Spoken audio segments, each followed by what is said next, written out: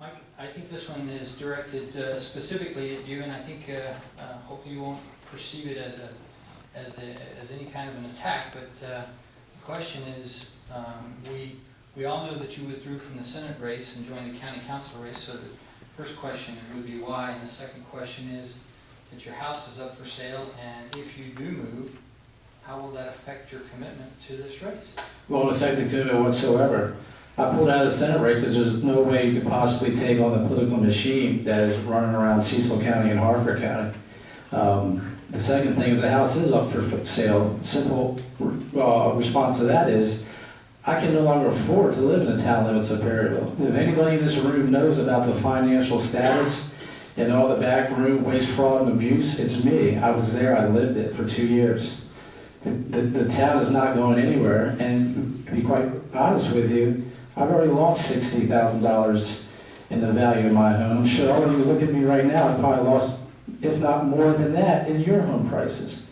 So, looking ahead in the future, I need to get my cash out now, and the family and I are looking to rent something. It won't affect the race whatsoever. Okay, thank you. Anybody want to rebut that? I'm just kidding. What about, I guess I will ask this of Mr. Dunn.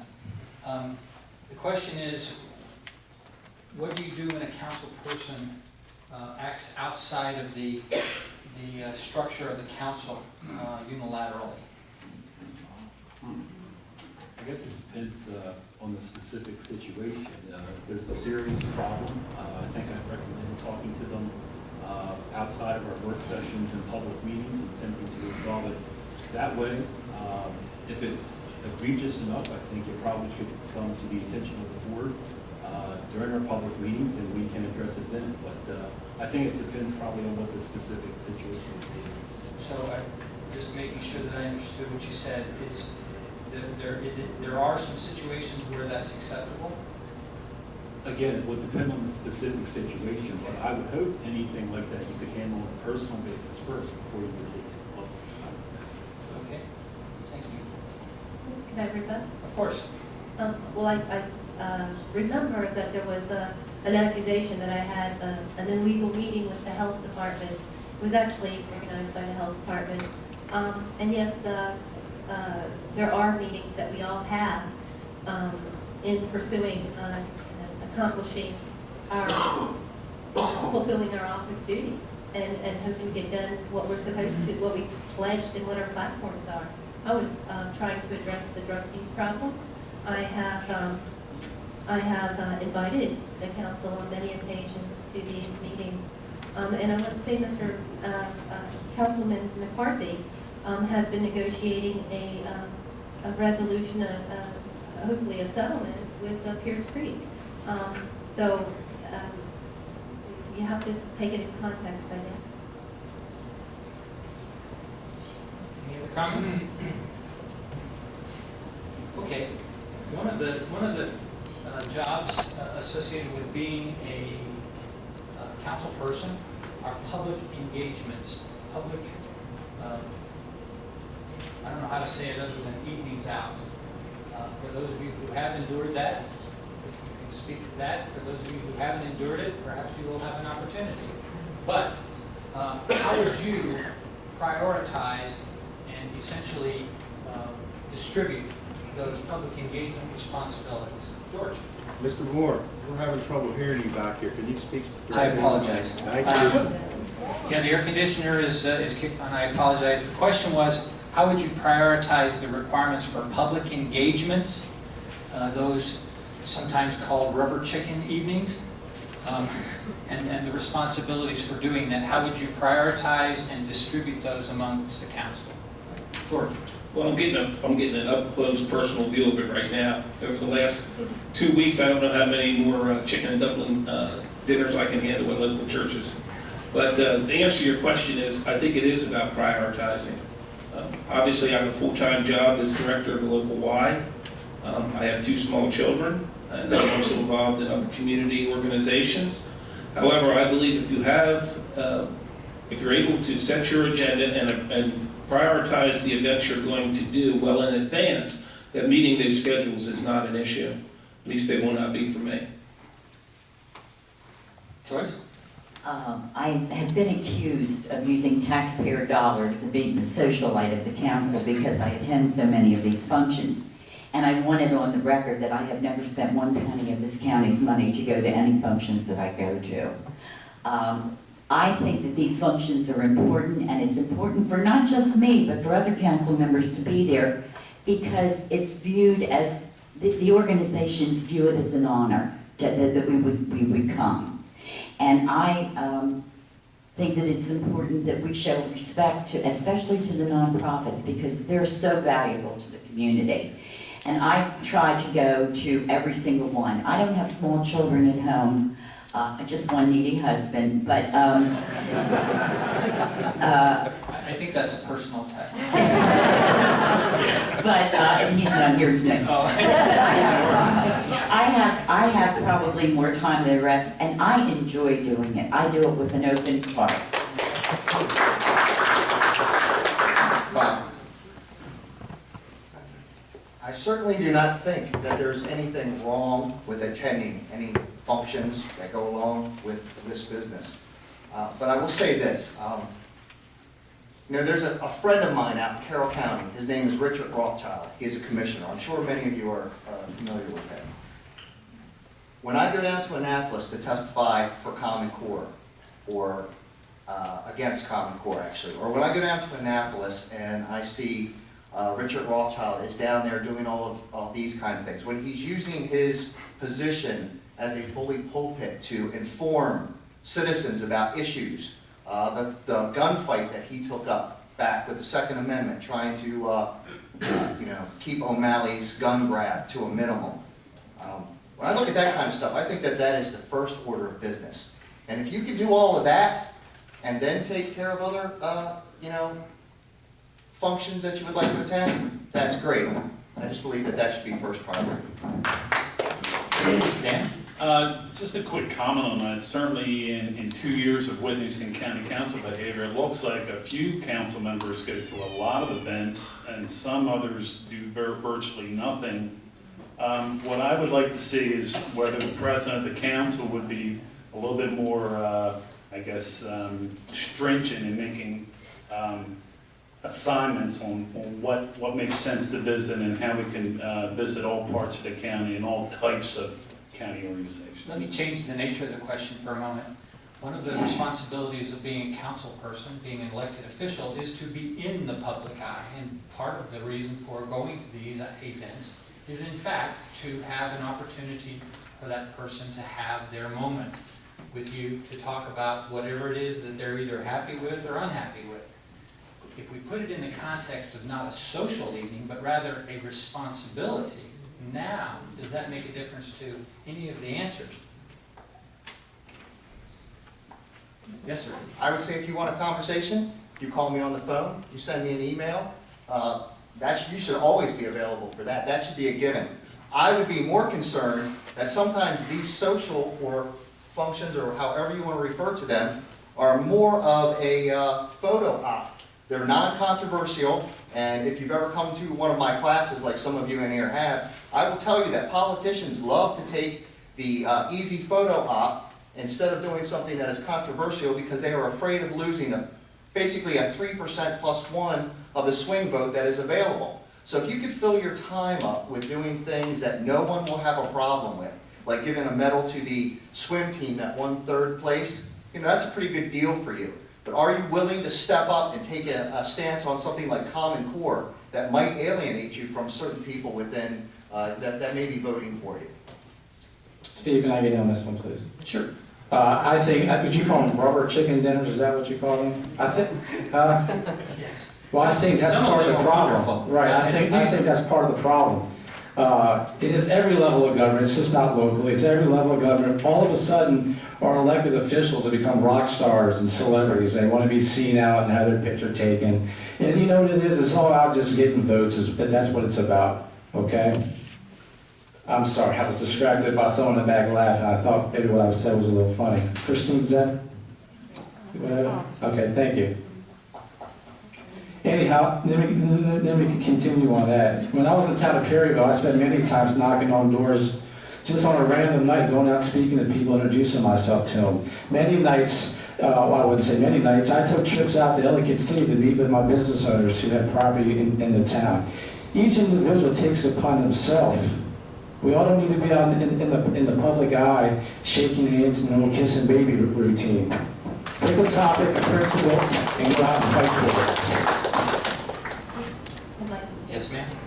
Well, I still think you need to prioritize, and I have to say, I think I'm one of the busiest people on the council. I represent NACO, and that means going down to Annapolis every Wednesday when they're in session, and having the ability then to testify in committee. The Clean Chesapeake Coalition and the Rural County Council, usually those meetings are also in Annapolis. Vice Chairman of the Upper Shore Regional Council, we just had a function today in Chesapeake Inn. It was a 3-hour meeting. And the Planning Commission is once a month, and it's twice that day. A lot of homework to be done on that. You have to, the Drug and Alcohol Council, it's kept me very busy. So you do have to prioritize, and I have to say, we are also, I'll leave it at that.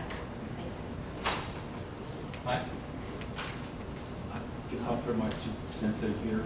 I'm a long-term veteran of that infamous rubber chicken circuit, and going back to my days working in the state legislature, I've attended my fair share of high school senior award nights and fire department dinners and Eagle Scout Court of Honors, so I continue to do so in the future. Okay.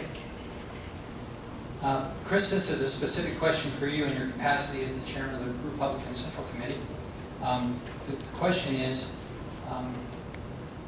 what is the problem getting the necessary reports in to the election committee, and why are we having such difficulty making those reports?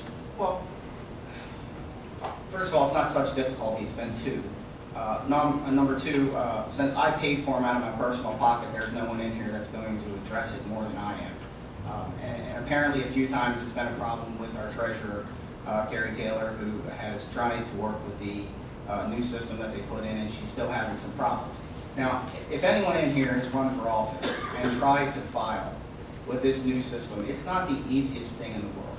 I'm not making excuses for Carrie. She's made some mistakes, but at least I can say at anyone in here, the only person this is hurting is me and my bank account. So trust me, I'm on it.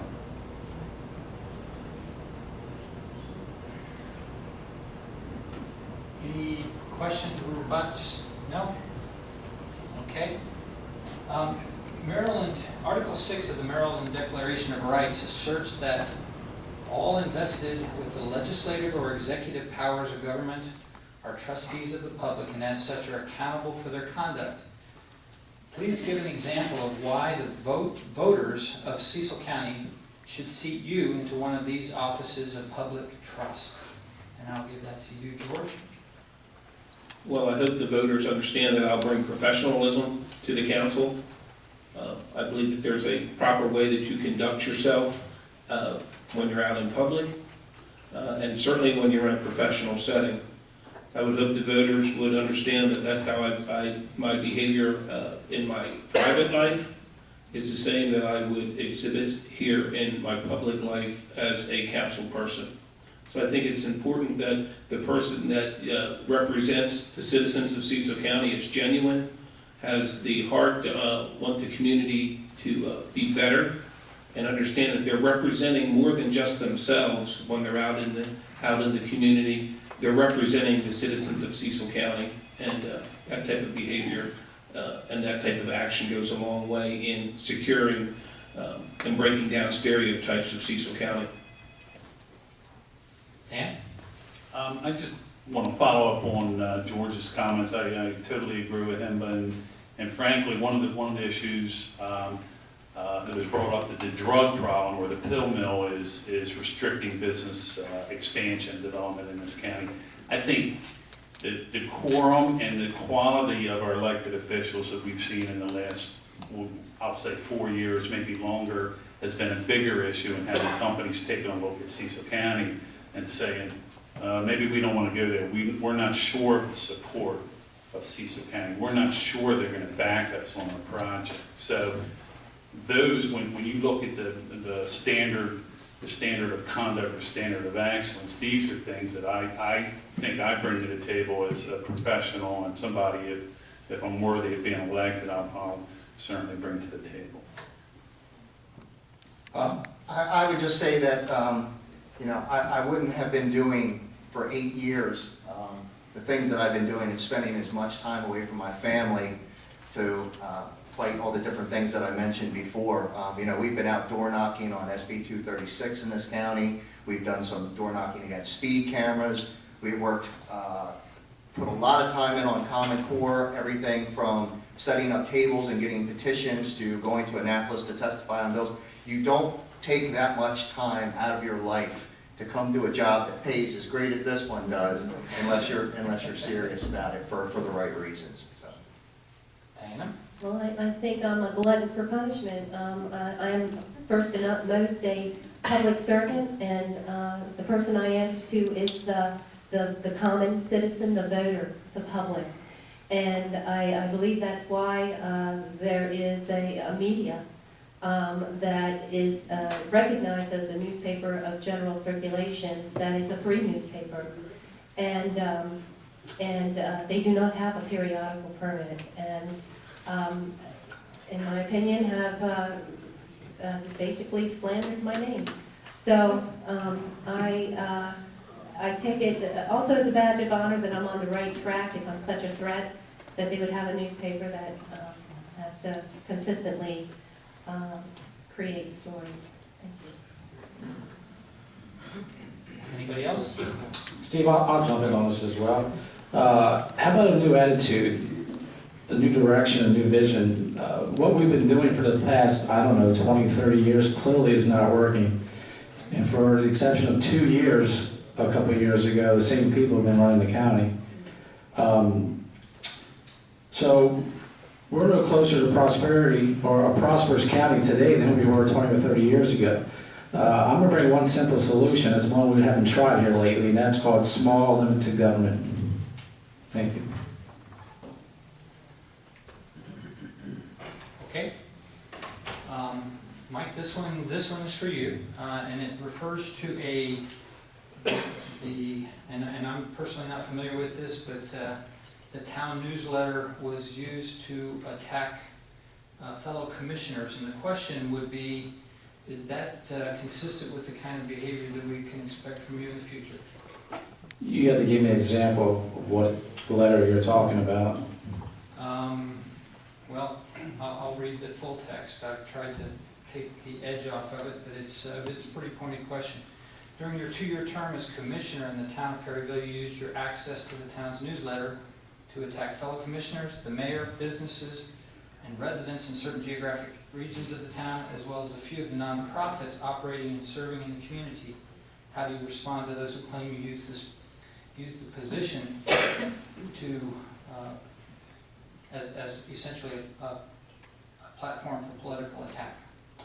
Well, again, Steve, I would need a specific attack that you're talking about. I know where the question's coming from, but let me answer it this way. I'm a very passionate individual. I'm going to speak my mind. Okay, if someone's not doing something correctly, I don't care if you're D and R and I, black, white, or green, we're going to call you out. I'm going to call you out on it, okay? And that's what I did. I didn't use my position for anything other than speak the truth. If you can't handle the truth, then vote for George, vote for Diane. We're going to bring the truth to this county. Okay.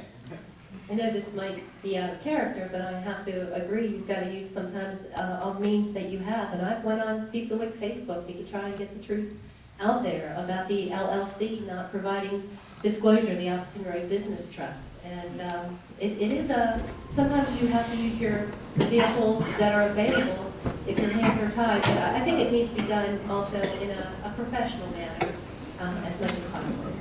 Okay. Any other comments?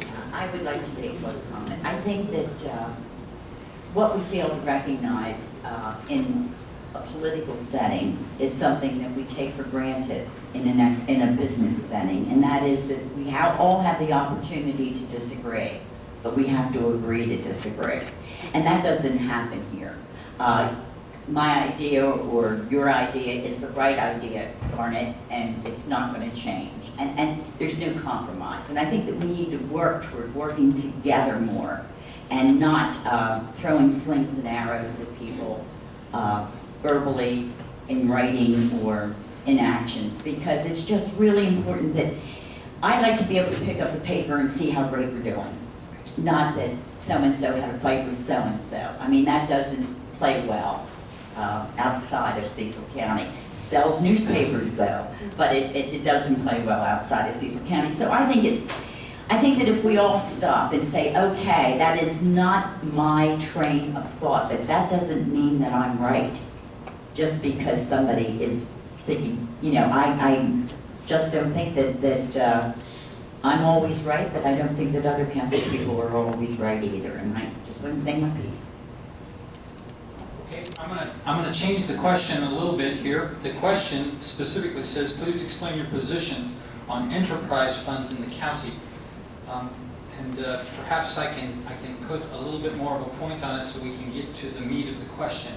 The issue associated with enterprise funds, as I understand it, is the fact that if the enterprise fund does not pay for itself, then all of the citizens of Cecil County essentially supplement that, and as I understand it also, that's essentially in violation of the state law, because the state law says that those enterprise funds need to be self-funding.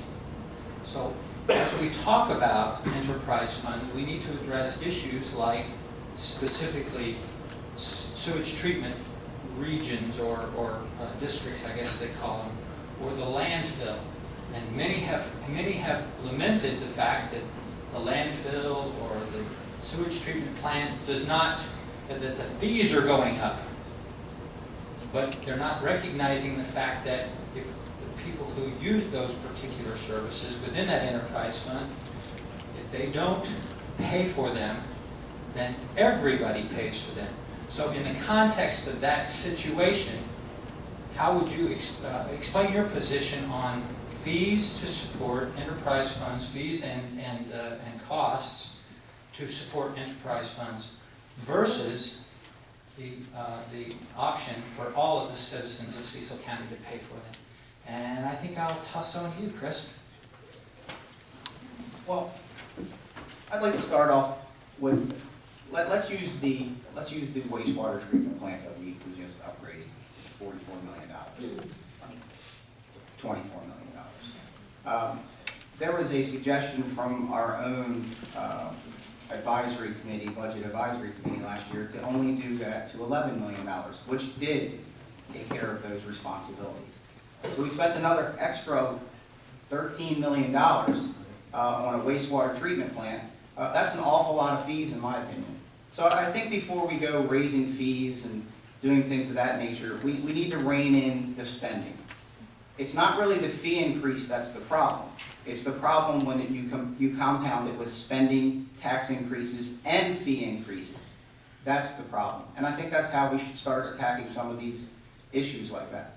I'm going to continue, since we've got another minute, I'm going to continue to say, despite the fact that we have this new water treatment plant hopefully coming online, it's not online yet, but as it comes online, who should pay for that?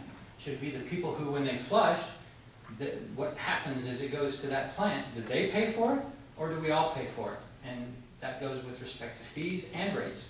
Right. I understand. I'd have to say that, like I said earlier, if we're going to start moving in the direction that I described, it's going to have to be the people that are using that facility. That's how it's going to have to move forward. That's why when I said if we're going to build moving forward in Cecil County, that the builder and the property owner are going to have to foot the bill for this infrastructure. And it's going to have to come out that way. If not, he's right. It's going to go to the rest of us, and all of Cecil County will end up having to pay for it. That's why I suggested what I suggested earlier. Okay.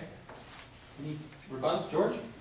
I would also like to say is when we look at the landfill and the tipping fees that are associated with it, obviously the landfill's running a deficit. As someone who lives in a municipality, I don't want my tax dollars supplementing someone else who's using the landfill to distribute their waste. But beyond that, The current landfill is going to be out of capacity. Some people debate 20 years or 50 years. And then we're going to have to look for another piece of property to establish a landfill. So not only are we currently not paying the rates to sustain the current landfill, but we're also not putting money in reserve down the line so we could purchase the property necessary to open up a new landfill. So we can continue to kick the can down the street and say, okay, we're also not paying today's fees, but we're also going to be strapping taxpayers in the future for the purchase of a new parcel for a new landfill.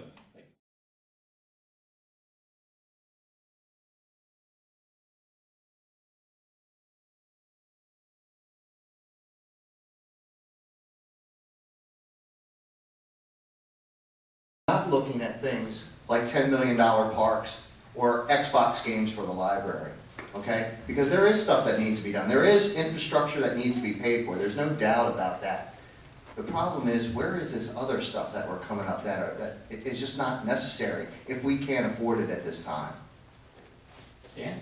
My only comment on that is, obviously, if it's going to be driven as a connection-driven, user-paid system, we certainly better use that word again, economic development, and bring in some more users and more connections that defray the cost to everybody. So it always goes back to that. We need more business tax base. Sometimes you've got to frontline the infrastructure to get it in here, but then once you move forward with that, the onus goes back on county government to bring in this new tax base. I've seen so many times where there's a justification for throwing a lot of money at a problem and saying that should fix it. We need real data, we need to do our homework, and make sure that the information is correct. When I checked into Seneca Point, MPE said there is no reason that that the GE Xenon system had to be purchased, that a denitrification system would have been fine. And the tax rate study, once again, there was too many projects in there, and how are we going to attract businesses if the hookup fees are too high? And that's going to put the burden on the ratepayers and ultimately on us. So it's real information, smart decisions. That's going to get the job done. But let me follow up on behalf of the person who asked that question. If the people who use that facility don't pay for it, if the developers who are hooking their houses into that facility don't pay for it, then those who live in the municipalities like Elkton and Northeast and Perryville who have their own treatment plant essentially supplement those payments. How is that fair? My question is directly to you because if I'm not mistaken, there was some question associated with fees. And again, you talked about Dan Whitehurst and working with Dan to try to drive those fees downward. Well, but as we drove those fees downward, unfortunately, it did not cover those enterprise costs. Exactly. Well, they should have removed the port deposit interceptor. That was the problem. Unfortunately, that's the choice that this particular council made. That was the majority vote, but I'm telling you, that's where the problem was. And we have to look at... So given that, the issue then is, given that, that's where the council decided to go. At what point does it become unfair to lower those rates? That's the issue associated with that question. We'll just leave it there. Any other comments with that? Mike? Yeah, I would just say, we'll probably never get to the point where we're going to lower rates. It's just probably not going to happen. We need to find out how to keep them at least the same. And I think the first thing you need to do is you need to get in there, and Diane already said, if I could use her word, we need to get the real data and find out why it continuously runs a deficit. What's the problem is what we need to figure out. Ultimately, I think the rates do belong to those who use it. I will dispute the one thing you said about using funds in the general fund to supplement that's against the law. I suppose it probably is, but it's not stopping Baltimore City from doing it, because the new mayor down here, already proposed that. A quick fix would be the casino money we have right now. That money could be used to supplement some of those costs, so we can actually figure out why it continuously runs a deficit. I just Joyce? wanted to address the Center Point plan and the fact that we did spend more money than we absolutely had to. It was because we were using some foresight and looking into the future. With the membrane technology, we have a smaller footprint, so that if the plant, when the plant does need to be expanded, and I hope it does, we don't have to go out and buy more land. It can be done right there. It could not be done with the technology that the state said was okay to use. We would have had to go on out and build new buildings and a new plant. And buying a sewage treatment plant is like buying a spot for landfill. People don't want it. So I thought we were being very insightful in doing what we did. And therein lies the difference of opinion, and therein lies the difference for, you know, differences in moving forward. And I appreciate the fact that you're pointing out the differences without being disagreeable. I really appreciate that. I will just warn the audience that at times it's gotten a little bit raucous out there. It hasn't been really loud, but you can tell that some of the candidates are distracted by some of the conversations that are going on. So please try to keep that to